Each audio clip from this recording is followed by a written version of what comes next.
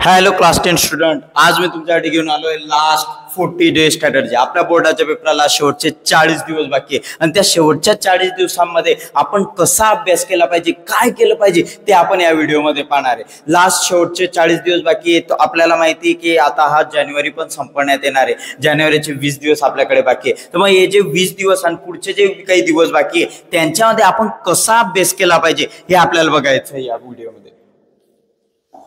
आपण जे last 40 days बाकी बाळांनो, आपल्याकडे 20 दिवस हे जानेवारीचे बाकी आहे आणि 20 दिवस कोणते बाकी आहे, फेब्रुवारीचे बाकी आहे. जर तुम्ही आपला महाराष्ट्र बोर्डचा टाइम टेबल बघितला तुमचा 10वीचा, तर त्याच्यामध्ये तुम्हाला कळून येईल की 21 फेब्रुवारीला आपला पहिला पेपर आहे जो की आहे मराठी. 1 मार्चला आपला दुसरा पेपर आहे तो की आहे इंग्लिश. याच्यामध्ये जास्त गॅप दिसून येतोय तुम्हाला. याच्यामध्ये लगभग आपल्याला किती दिवसांचा गॅप दिसून येतोय, 7 दिवसांचा. परंतु जर तुम्ही पुढचे अनालिसिस केलं, जर तुम्ही इंग्लिश आणि हिंदी मधला अनालिसिस केलं, तर याच्यामध्ये फक्त आणि फक्त किती दिवसाचा गॅप आहे, 1च दिवसाचा गॅप आपल्याला दिसून येतोय. त्याच्यानंतर हिंदी नंतर आपला मॅथ्स 1चा पेपर आहे जो की इम्पॉर्टंट आहे आपल्यासाठी. 5 मार्चला हा पेपर आहे. ओके, याच्या आणि याच्यामध्ये किती दिवसाचा फरक आहे, फक्त 1च दिवसाचा फरक आहे. त्याच्यानंतर नेक्स्ट मॅथ 1 झाला की मॅथ 2चा पेपर तुमचा 7 तारखेला दिसून येतोय. 7 मार्चला हा दुसरा आपला पेपर आहे मॅथ्स 2चा. ओके, हा मॅथ्स 2चा आपला 7 मार्चला पेपर आहे. त्याच्यानंतर 10 मार्चला सायन्स 1चा पेपर आहे. याच्या आणि याच्यामध्ये किती दिवसाचा अंतर आहे, 2 दिवसाचा अंतर आपल्याला इथं दिसून येत आहे. त्याच्यानंतर 10 आणि 10चा सायन्स 1चा पेपर झाल्यानंतर 12 तारखेला पुन्हा सायन्स 2चा पेपर आहे. याच्यामध्ये किती दिवसाचा गॅप आहे, जास्तीत जास्त 1च दिवसाचा दिसून येतोय. आणि नंतर आहे आपला हिस्ट्री आणि जिओग्राफीचा पेपर, हिस्ट्री आणि पॉलिटिकल सायन्सचा पेपर. याच्यामध्ये 2 दिवसाचा गॅप तुम्हाला दिसून येतोय. म्हणजे जर तुम्ही सरासरी जर तुम्ही बघितली तर मॅथ्स आणि सायन्स मध्ये 1 दिवसाचा गॅप दिसून, आपला मॅथ्स आणि मॅथ्स 1च्या पेपरमध्ये 1 दिवसाचा.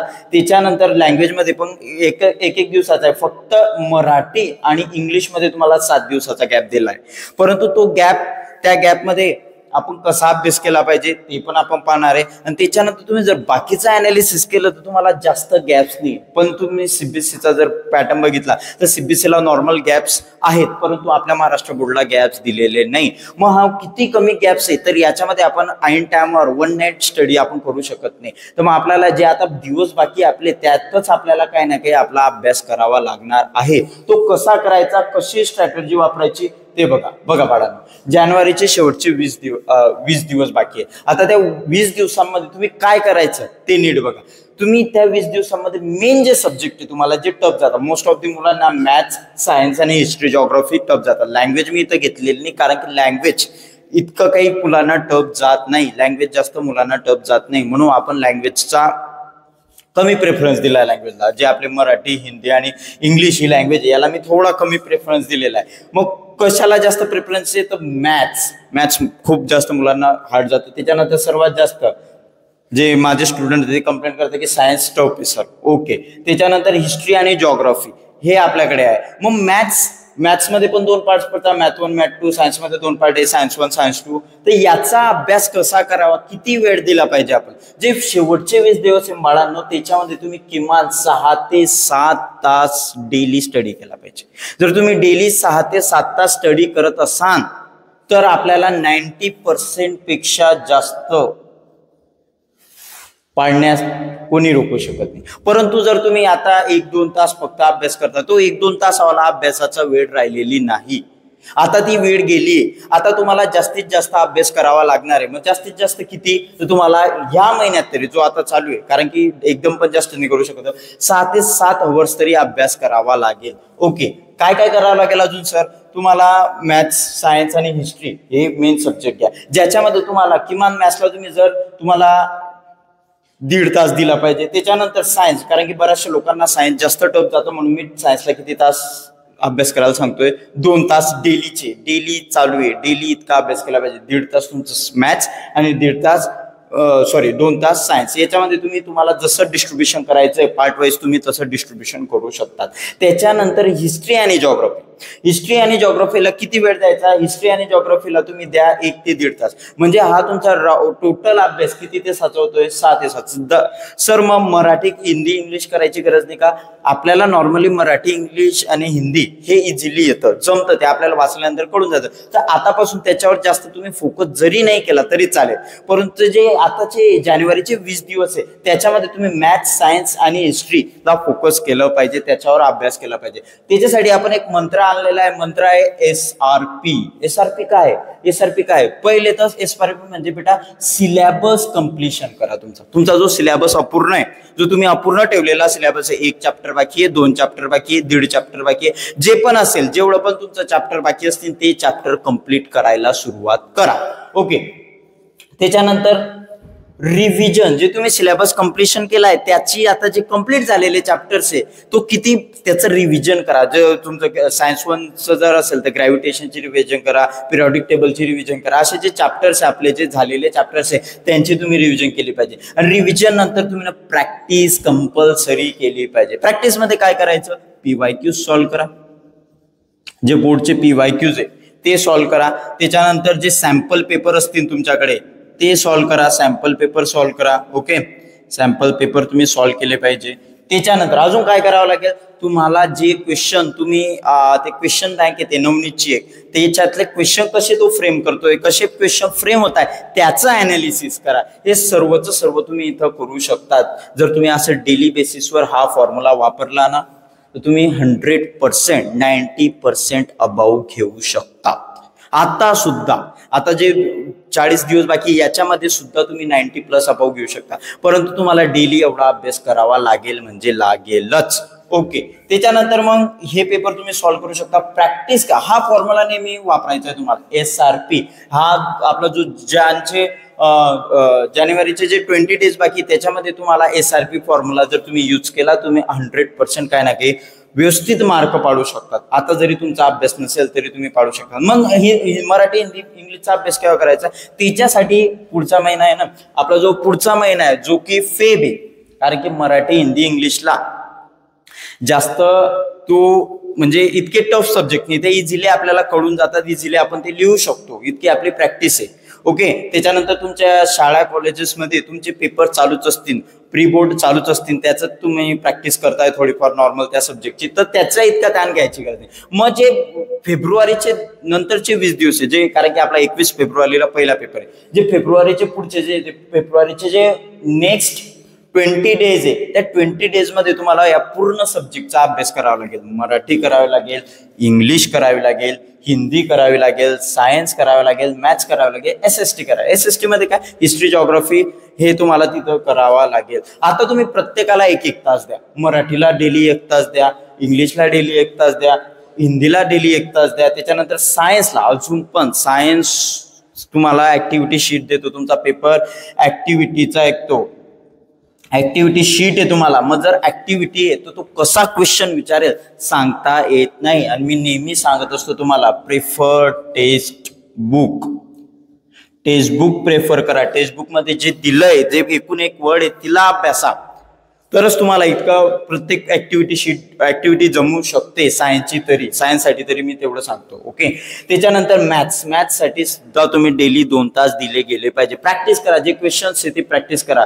रटायचा नाही. आपल्याला जो सोल्युशन आहे, जे तुमचं इक्वेशन म्हणतो मी, जे तुमचे न्यूमेरिकल्स आहे त्यांना तुम्ही रिवाइज केलं पाहिजे, त्यांना प्रॅक्टिस केली पाहिजे. तुम्ही शीट घेऊन या. वाटलं तर बोर्डचे पेपर भेटतात, तुम्ही जर बाहेर मार्केटला गेले तर तुम्हाला काही शीट्स भेटतात बोर्डच्या, त्याच्यावर तुम्ही प्रॅक्टिस करा की नेमकं कसं केलं पाहिजे, कसा पेपर आखला पाहिजे, त्याचा अनालिसिस घ्या. त्याच्यानंतर SST ला पण किती द्यायचा आहे? 1.5 आवर द्यायचा आहे डेलीचा. तुम्ही SST मध्ये तुमचे जे तुम्हाला जॉग्राफीला टाइम द्यायचा असेल तुम्ही जॉग्राफीला द्या, हिस्ट्रीला द्यायचं असेल हिस्ट्रीला द्या, पॉलिटिकल सायन्सला द्यायचं असेल पॉलिटिकल सायन्सला द्या.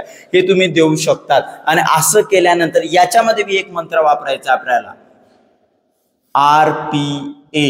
RPA काय sir? RPA revision, practice, analysis. Revision करायचेच आहे. तुम्ही जो टॉपिक अभ्यासाय, जो टॉपिकचा अभ्यास करताय त्याची रिव्हिजन करा, प्रॅक्टिस करा. प्रॅक्टिस पुन्हा तेच सांगतो, प्रॅक्टिससाठी काय वापरणार, PYQs आणि सॅम्पल पेपर. तुम्ही जितके PYQ सॉल्व्ह करणार, जितके सॅम्पल पेपर सॉल्व्ह करणार, तितकं तुम्हाला क्वेश्चन अनालिसिस होईल, तितकं चांगल्या प्रकारे तुम्हाला उत्तर लिहिता येईल. अनालिसिस जे तुम्ही पेपर सॉल्व्ह करताय, जे तुमच्या कोचिंगमध्ये तुमचे पेपर होत असतील किंवा तुमचं जिथं पण काही होत असेल, आपल्या कोचिंगमध्ये तुमच्या प्रॅक्टिस चालूच असते डेली बेसिसवर, त्याच्यात तुमचे जे पेपर तुम्ही देताय किंवा तुम्ही जे स्वतः सॉल्व्ह करताय, PYQ सॉल्व्ह करताय, त्याचे तुम्ही अनालिसिस केलं पाहिजे. आपलं काय चुकलंय, कुठं आपला पॉईंट राहतो, काय आपण लिहिलं पाहिजे, तुमच्या टीचरांसला विचार की इथं काय लिहिलं पाहिजे, काय केलं पाहिजे तुम्ही, तर त्याच्यावर तुम्ही अभ्यास केला पाहिजे की ही तर आपलं राहून जातंय, तर याचं आपल्याला प्रॅक्टिस करायची, याला आपल्याला पुन्हा वाचायचंय, पुन्हा त्याची प्रॅक्टिस करून सॉल्व्ह करायचंय. तर तुम्ही ते अनालिसिस केलं पाहिजे. तुमचे जे वीकन पॉईंट्स आहे, जे वीक एरिया आहे, त्याच्यावर तुम्ही काम केलं पाहिजे. हा RPA फॉर्म्युला तुम्ही यूज करा. आणि जर तुम्ही असं करणार, तुम्ही नक्की 90% अबाव मार्क्स घेऊन येणार बोर्ड्सला. बोर्ड्स इतकं काही टफ नाही आहे, फक्त तुम्ही जेवढं सांगतोय तेवढं करा, तुम्ही नक्की 90+ घेऊन येणार. आणि जे 20 डोस उरलेले आपल्या फिफ्थचे, त्याच्यात 6 to 7 आवर्स नाही, आता काय बोललोय मी, 8 to 9 आवर्स डेली तुम्हाला स्टडी करायचा आहे. आणि इतका स्टडी जर तुम्ही केला तर नक्कीच. आणि असं नाही करायचं फक्त पुस्तक घेऊन नाही बसायचं, आपल्याला ते खरोखर वाचा, कारण की आता तो वेळ गेला जिथं आपण टाइमपास करत होतो, तो आता वेळ गेलेला आहे. आता आपल्याला प्रॅक्टिस करणे महत्वाची आहे, म्हणून प्रॅक्टिस करा, अभ्यास करा आणि यशस्वी व्हा. ओके. त्याच्यानंतर जो आपला 5 स्टेप फॉर्म्युला, आता 5 स्टेप फॉर्म्युला आपल्यासाठी आहे, जो की 6 स्टेप फॉर्म्युला. 5 स्टेप इथं 5 स्टेप होते म्हणून मी 5 स्टेप. 6 स्टेप फॉर्म्युला आहे आपला. काय, तोच फॉर्म्युला आहे. सर्वात अगोदर सिलेबस कंप्लीट करा. बाळांनो, तुमचा सिलेबस अपूर्ण असेल तर त्याला कंप्लीट करायला लागा. हा 6 स्टेप फॉर्म्युला तुम्हाला दोघी मंथसाठी वापरायचा आहे. सिलेबस कंप्लीट करा, त्याच्यानंतर रिव्हिजन करा, त्या सिलेबसची रिवाइज करा. जे टॉपिक कंप्लीट त्यांचं रिव्हिजन करायला सुरुवात, कारण आपला ह्युमन ब्रेन आहे तो विसरतो. तुम्ही विसरत असाल नॉर्मल, तर त्याची रिव्हिजन करायला इझिली तुम्हाला आठवून जाईल. त्याच्यानंतर सॉल्व PYQs सॉल्व करायचे तुम्हाला. जे प्रिव्हियस इयर क्वेश्चन आहे, जे प्रिव्हियस इयर सॅम्पल पेपर आहे, त्यांना अनालिस करा, त्यांना सॉल्व्ह करा. त्याच्यानंतर मॉक एक्झाम्स द्या. जे आपल्या कोचिंगमध्ये तर मॉक एक्झाम होताचे, तुमच्या डेली प्रॅक्टिस पेपर होताचे, त्यांना तुम्ही अभ्यासा. त्याच्यानंतर तुमच्याकडे एक्स्ट्रा काही मॉक पेपर असतील, वेगवेगळे पब्लिकेशन्स त्यांचे मॉक पेपर द्या, त्यांना अनालिस करा, त्यांना सॉल्व्ह करा. ओके. जे नवनीतचं एक बुक येतं क्वेश्चन पेपरचं, ते तुम्ही प्रिफर करा. ओके, ते व्यवस्थित आहे. त्याच्यानंतर अनालिसिस करा. जे तुम्ही मॉक पेपर सॉल्व्ह केले त्यांना काय करणार, अनालाइज करणार. अनालाइज केल्यामुळे काय होतं बाळांनो, तुम्ही जे करताय ते तुम्ही करेक्ट करताय का, तुम्ही करेक्ट सॉल्व्ह करताय का, ते तुम्हाला कळून येतं. आणि ते कसं अजून लिहिलं पाहिजे ते तुम्हाला कळून येईल. ओके. त्याच्यानंतर परत ती गोष्ट जे तुम्ही केलेलं आहे, परत जे मॉक पेपर आहे अनालिसिस केलं, अनालिसिस केल्यानंतर तुमचे जे वीकेंड पॉईंट्स आहे त्यांना तुम्ही काय करायचंय, रिव्हिजन करायची. त्यांचे रिव्हिजन केल्यानंतर हा जर तुम्ही 6 स्टेप फॉर्म्युला जर वापरला तर तुम्हाला 90%+ आणण्यासाठी कोणी रोखू शकत नाही. या व्हिडिओमध्ये इतकंच. तुमच्या जे बोर्डची परीक्षा होणार आहे त्याच्यासाठी तुम्हाला जी मेहनत करायची आहे ते तुम्हाला याच 2 महिन्यात जे उरलेले डेज आहेत, 40 डेज आहे, त्याच्यामध्ये करावी लागेल. नाही तर बाळांनो, ज्यावेळेस वेळ जाते त्याच्यानंतर आपल्याला कळतं की आपण त्यावेळेस केला पाहिजे होता अभ्यास. तर तुम्ही नक्की अभ्यास करणार हे मला वाटतं. तर असेच जर तुम्हाला नवनवीन व्हिडिओज बघायचे असेल, आणि एक अजून पॉईंट, मी तुमच्यासाठी सायन्स रिलेटेड, माझा सब्जेक्ट सायन्स म्हणून सायन्स रिलेटेड मी एक सिरीज घेऊन येतोय, ज्याच्यामध्ये आपण प्रत्येक चॅप्टरचे PYQs आणि त्याच्यानंतर मला असे वाटतात माझ्याकडून एक्सपेक्टेड जे क्वेश्चन आहे ते क्वेश्चन्स आपण तिथं सॉल्व्ह करणार आहे. PYQ सॉल्व्ह करणार आहे, काही सॅम्पल पेपर सॉल्व्ह करणार, म्हणजे जे सॅम्पल क्वेश्चन्स आहे आपण तिथं सॉल्व्ह करणार आहे. सॅम्पल क्वेश्चन्स म्हणजे जे एक्सपेक्टेड क्वेश्चन, जे मला वाटतात की यावर्षी बोर्डाच्या पेपरात येऊ शकतात, ओके, ते आपण इथं अभ्यासणार आहे, त्याची प्रॅक्टिस करून घेणार. म्हणजे तुम्ही सायन्सचं इतकं जास्त लोड नको घ्या, ते मी तुमच्याकडून करून घेईन, परंतु तुमचे जे बाकीचे सब्जेक्ट आहे ते तुम्हाला करावे लागतील. ओके. मॅथ्स असेल, तुमचे हिस्ट्री जॉग्राफी असेल, ते तुम्हाला करावे लागेल. आणि नक्की हे शेवटचे दिवस आहे, या शेवटच्या दिवसात अभ्यास करणार तर नक्की तुम्हाला चांगले पर्सेंटेज येतील. नंतर मला कमी आले, हे झालं ते झालं, हे करण्यात काही अर्थ नाही. आताच अभ्यास करा. जे शेवटचे 40 दिवस आहे तुमच्याकडे तेच आपल्या कामाचे आहेत. ओके, असेच नवनवीन व्हिडिओ पाहण्यासाठी आपल्या चॅनलला सबस्क्राईब करा सातव क्लासेसला, आणि मी तुम्हाला नवनवीन व्हिडिओ असे टाकत